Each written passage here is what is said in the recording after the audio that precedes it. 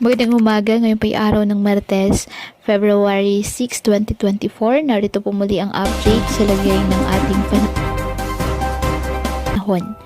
Ayon sa Pag-asa, sa kasalukuyan, umiiral po ang easterlies o mainit na hangin na nagmumula sa dagat Pasipiko at nakakaapekto ito sa eastern section ng ating bansa.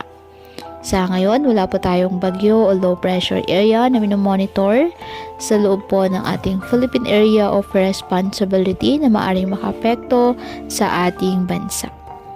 Wala rin pong gale warning na nakataas anumang baybayin ng ating karagatan, kung kaya malaya pa rin pong makapamalaot ang ating mga kababayang mangingisda at may maliliit na sasakyang pandagat. Ngayong araw, dahil po sa easterlies at localized thunderstorms, asahan ang bahagyang maulap hanggang sa maulap na halangitan with isolated rain showers or thunderstorms sa Metro Manila at sa nalalabing bahagi pa ng ating bansa. Kaya patuloy po natin na pag-iingat pa din ang ating mga kababayan sa pantapan po ng mga pagbaha at pagguho ng lupa at ugalin po na magdala palagi ng payong o kahit anong panangga sa ulan o di kaya na may sa init ng araw kapag lalabas ng ating mga tahanan.